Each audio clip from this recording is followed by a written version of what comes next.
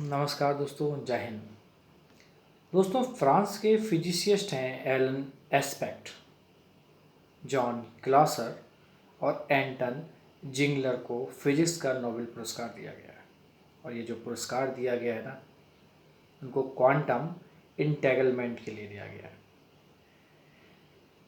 इन्होंने क्वांटम इंटेगलमेंट को लेकर कई अलग अलग प्रयोग किए और आप जानते हैं 3 अलग अलग एक्सपेरिमेंट्स करके जिन क्वांटम इंटेगलमेंट की गुत्थी ये सुलझाना चाहते थे, आखिर वो चीज़ क्या है। आइए आज मैं आपको उसके बारे में बताता हूँ। देखिए, क्वांटम इंटेगलमेंट एक जटिल प्रक्रिया है जिसे समझाना आसान नहीं है, लेकिन वैज्ञानिकों को लगता है कि भविष्य में इसकी मदद से बड़े बड़े सुपर कंप्यूटर, क्वांटम कंप्यूटर बनाए जा सकते हैं और उसके द्वारा क्वांटम कम्युनिकेशन हो सकता है, वह भी अंतरिक्ष में एक ग्रह से दूसरे ग्रह तक बिना किसी बाधा के ऊर्जा बढ़ाई जा सकती है। अंतरिक्ष से ऊर्जा लाई जा सकती है और ले जा सकती है।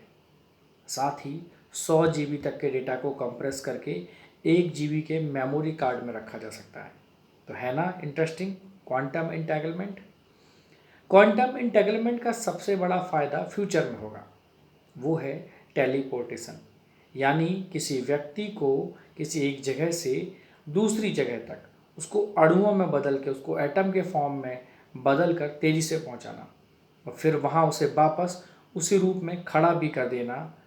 यानी 1 सेकंड में दिल्ली से न्यूयॉर्क आप बिना किसी ट्रेन, प्लेन, जेट या बस के पहुंच पाएंगे।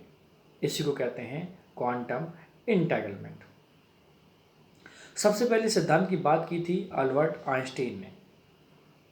कहाँ से हुई इसकी शुरुआत, आइए समझने की कोशिश करते हैं। देखिए, क्वांटम जो इंटेगलमेंट है, इसको सबसे पहले न्यूटन ने गुरुत्वाकर्षण बल की खोज के समय ही इस पर ध्यान दिया था, लेकिन उसके बाद अल्बर्ट आइंस्टाइन ने इस पर काम किया और अपना एक नया सिद्धांत दिया, जिसमें उन्होंने बताया कि क्वांटम स्तर पर मौजूद 2 या 2 से अधिक और एक दूसरे पर निर्भर कणों का बनना, उनका किसी भी प्रक्रिया के लिए एक साथ सहभागी हो जाना ही क्या है, क्वांटम इंटेगलमेंट है।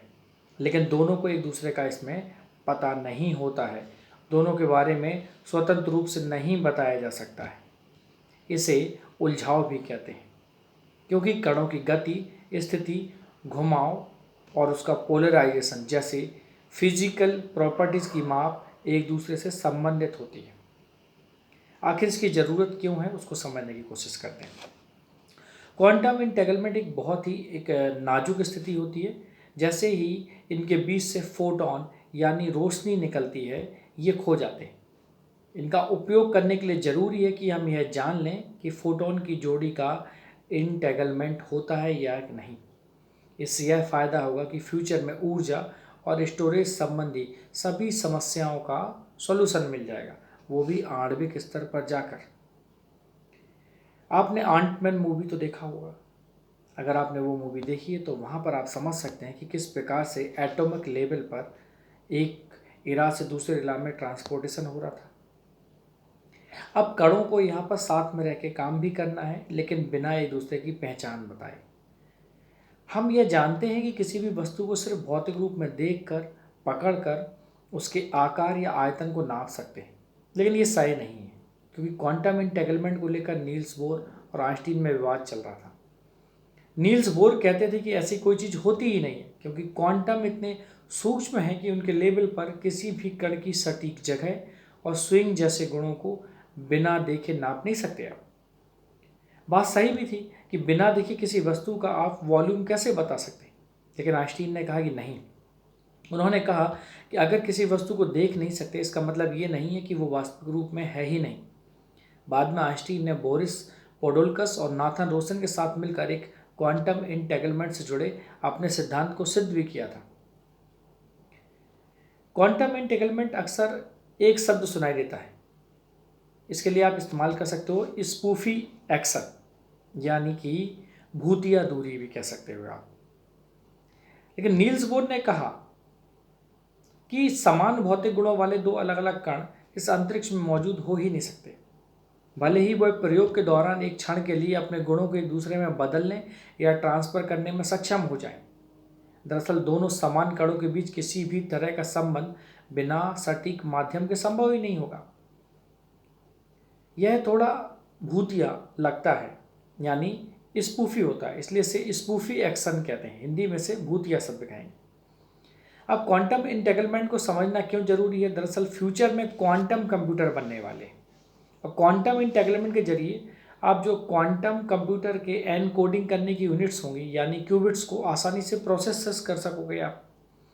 फ्यूचर में क्वांटम इंटेग्रलमेंट का सबसे बड़ा फायदा यह होगा कि हम बड़े से बड़े डेटा को बहुत छोटी जगह में रख सकेंगे और उसे आसानी से ट्रांसपोर्ट कर सकेंगे। अब क्वांटम इंटेग्रलमेंट के चलते जो अणुओं और परमाणुओं की संरचना में काफ़ी ज़्यादा डेंसिटी होती है, यह साधारण स्थिति नहीं होती। इससे किसी वस्तु का मौलिक आकार नहीं बिगड़ता, मगर यह कम जगह पर होकर भी उसका अस्तित्व बना रहेगा। यह इसके लिए एक सबसे अच्छी बात है। तो दोस्तों, ये है क्वांटम इंटेग्रलमेंट और इसके लिए फिजिक्स का नोबेल प्राइज़ इस बार दिया गया और ये तीनों नोबेल प्राइज़ इस बार का ये नोबेल प्राइज़ 3 फिजिसिस्ट को दिया गया। उनका नाम है एलन एस्पेक्ट, जॉन क्लॉसर और एंटन जिलिंगर। तीनों ने क्वांटम इंटेग्रलमेंट पर अलग अलग प्रयोग किए हैं। तो आइए हमने समझा क्वांटम इंटेग्रलमेंट क्या है बहुत जटिल प्रक्रिया, लेकिन फिर भी मैंने पूरी तरह से कोशिश की कि शायद आपको समझ में आ सके।